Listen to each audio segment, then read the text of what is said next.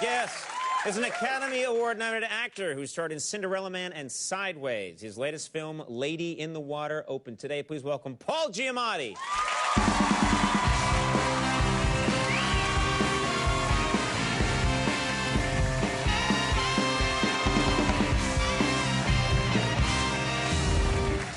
How you doing? Oh, I'm great. You doing all right? It was very exciting meeting Al Gore. Yeah. He's like 8 feet tall. He's enormous. He's, very powerfully built. Yeah, his head, he's a huge man. What do you mean his his head is like the size of one of those Mount Rushmore heads already.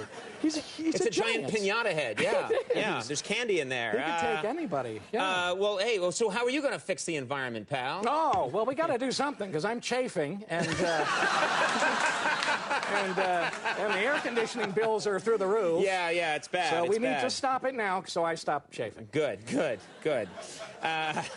So much to talk about now. First of all, you've been on the show many times. We always have a good time. Yes, and then today, we're talking about you. And one of my producers said, you know, you went to a comic book convention or something? Oh, no, I've never been to one. You haven't been to one? I did a voice in a half-hour cartoon that's going to be on the Sci-Fi Channel called The Amazing Screw-On Head. Should take off like gangbusters. The Amazing Screw-On Head. Yeah, I play a robot with a screw-on head during the Civil War.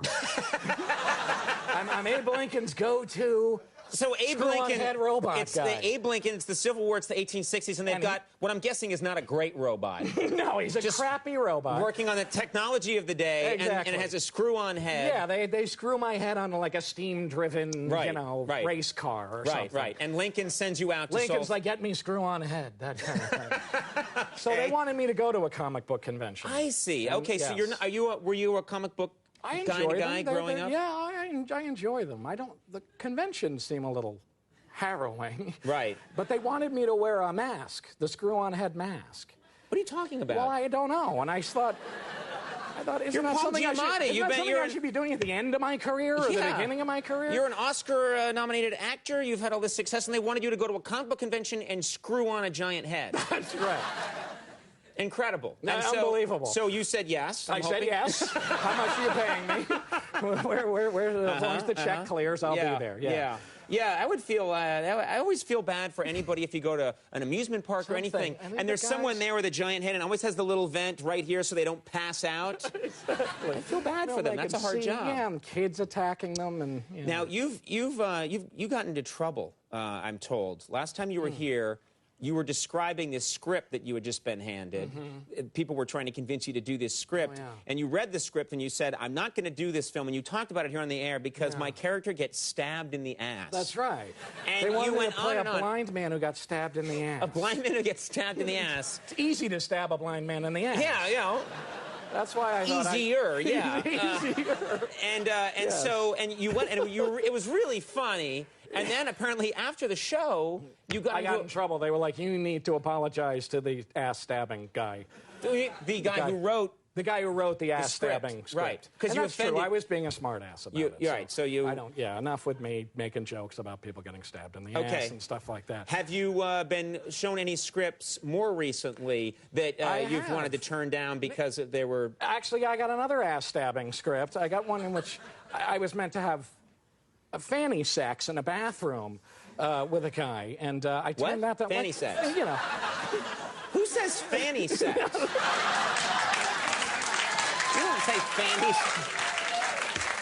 I feel like... What is this, 1898? Constable, arrest this man! He has had fanny sex! Get me the screw-on robot head. Oh, it's true. I think fanny's a good word that needs to come back into wider usage. Okay. Yeah, so I'm doing it right now and right here. Okay. I like it. I'm doing it now. Fanny. Fanny sex. Boy, my fanny saw. Yes, my fanny. Yeah, it's a kind of barbershop quartet has fanny sex kind of thing. All right, now we broke the show. I hope Al Gore has left the building. I hope he has. He's backstage. What horrible show was I on? Why are they saying fanny sex? Fanny sex. And how is that helping the environment? That will not help. That will not do. Okay, so you refuse to play I refuse to be on the receiving end of the fanny sacks in this movie. Okay, Yes. let me ask you why. I worked with Ned Beatty, the great Ned Beatty, who said to me, "Don't ever take an in a movie." Oh, for God's sake! I can't believe I just said that.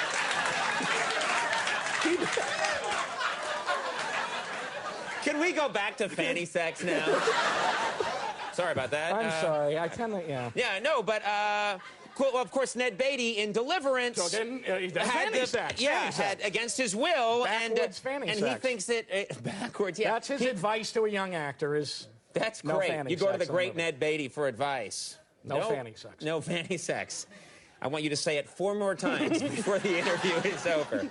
All right, then. Well, I'm glad. That's good advice for people. That's over, yeah. Let's talk about the movie you're here to promote now. Sir. No one gets stabbed. There's no fanny sex. No, this is called Lady in the Water. This is the latest from M. Night Shyamalan. Very good. M. Night Shyamalan, yes. And you tell us a little about play this a gentleman who finds an aquatic alien underneath the pool. Right. And we need to, everybody in the building needs to band together to help her get back to her world, to save humanity. Terrific. Okay, you no one pitches a movie like you. All right. We have a clip here from Lady in the Water. Anything we need to know? I think I'm squaring off with some sort of werewolf creature. Okay, let's take a look. Yes. there's a level of detachment with your projects that I love. I'm not sure what the clip is, so I don't want to mislead people. Okay. And then actually not have a werewolf in this segment. You may or may not see a werewolf in what we're about to show you. Let's take a look at this clip from Lady in the Water. I'm here. Peer over your shoulder carefully. It is only through a mirror that one can see the eyes of a scrunt in the grass. It will appear to you as 2 red spots in the darkness. Yeah, I don't...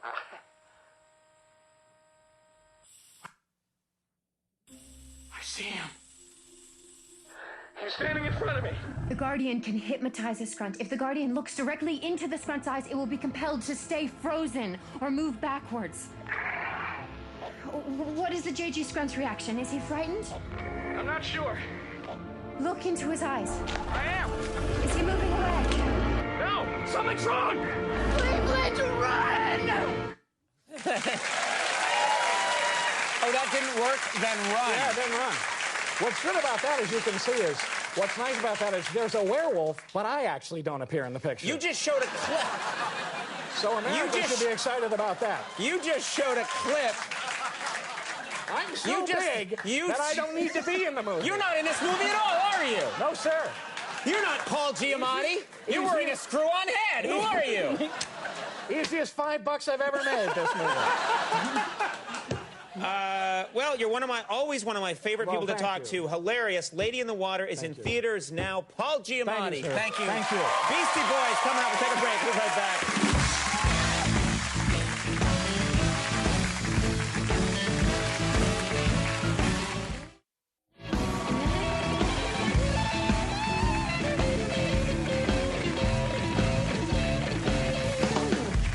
We're back. Fine show tonight.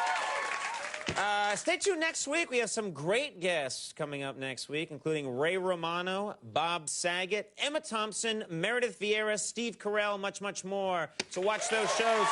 We'll take a break. We'll be right back. Beastie Boys are here. Stick around.